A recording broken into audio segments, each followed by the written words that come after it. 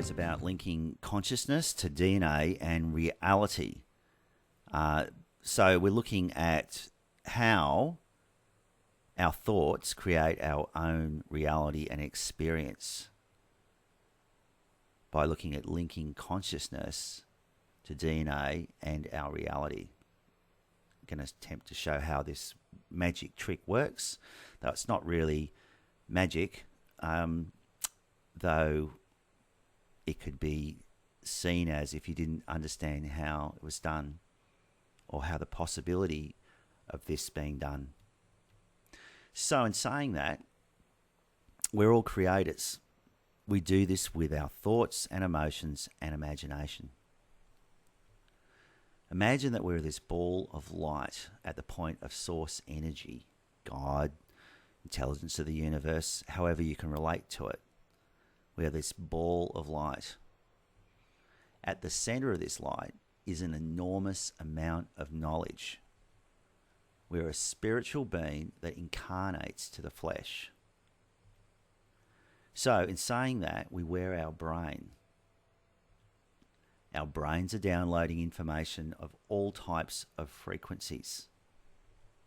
Consciousness and frequency is what the brain uses. All frequencies carry information. Our brain downloads all possible information. Consciousness and energy are the metabolism of the brain. Because we're looking, it's called an observation. Observation creates thought. Why is thought so important? Because observation affects reality. In quantum physics, light waves collapse into viable mass or particles the moment we observe them. What this means is our consciousness, awareness, and emotion made up of thought and feeling are collapsing the wave function at a particular frequency. Our brain needs to process pictures, so we collapse those pictures into physical reality. So in other words, if we see a new picture and we focus upon it, what's going to happen in our life is that the information in the form of a person, place, thing, time, or event is going to come into play, which creates our reality. Because we see a picture and we focus upon it, then we see it manifest in our lives. This is how we create reality. So, how is it by seeing a simple thought, a picture, that we create a reality? Because we observe, we have thoughts and feelings, and they manifest with the pictures and the beliefs in our heads. In physics, the double slit experiment will show how photons have duality, so they can behave as a wave or a particle.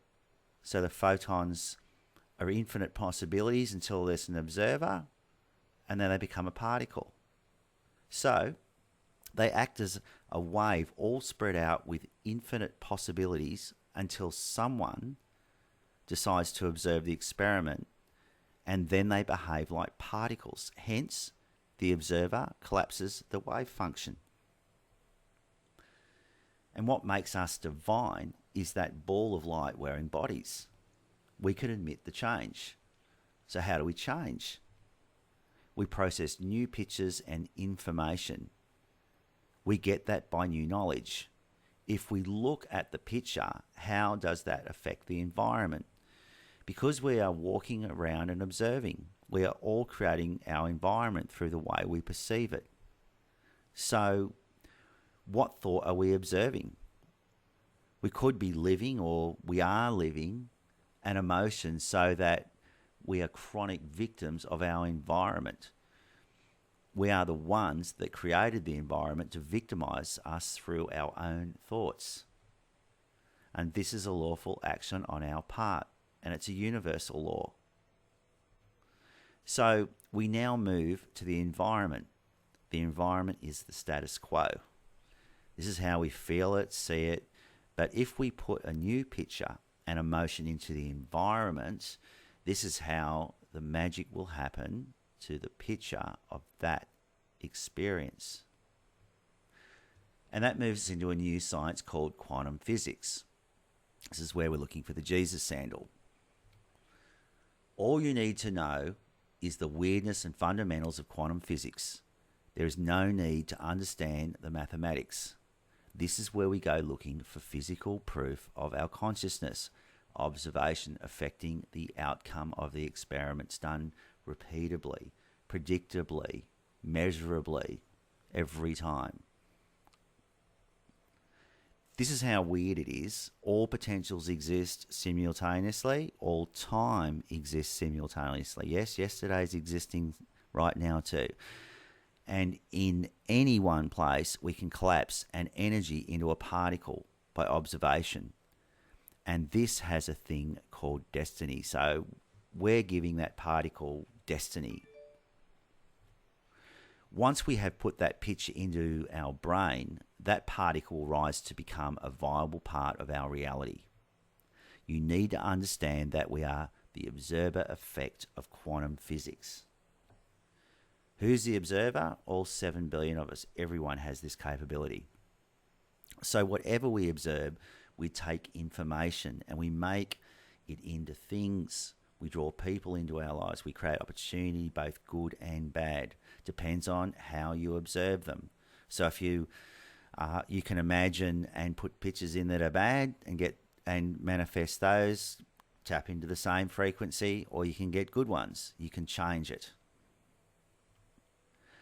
Because we are frequency specific with that we make, we call it destiny. So it's going to be a frequency match. So if you're at a low frequency and you're going to attract in low frequency, it's going to be a frequency match. That's how you give that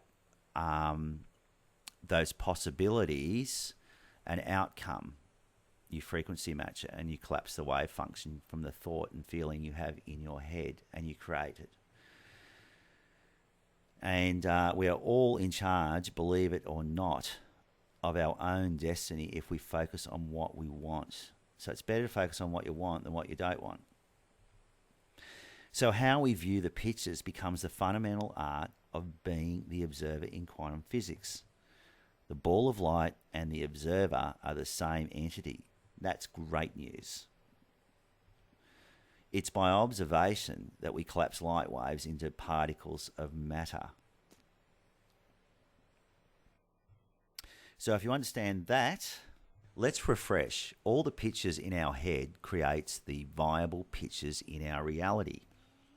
So why are they there? So we can experience them. So why do we have a body? So we can touch, smell, hear, taste, feel, and embrace, experience them. Something that we create intentionally. This is how the power of intention works. Once we've created it, how is it the body's going to experience what we created? We're going to experience it through electrochemical responses, which is emotions. That's what electrochemical responses are. There's a whole study on this by Dr. Bruce Lipton, and it's called The Biology of Belief, and you can look it up on YouTube. That gives the overall human emotional effect, how we observe the experience. The information goes to the back of the brain and it's stored in the hippocampus called the short-term memory, and the short-term memory is logged in with a feeling. That is, I experienced something I wanted to happen through an emotion. The experience is called the emotion.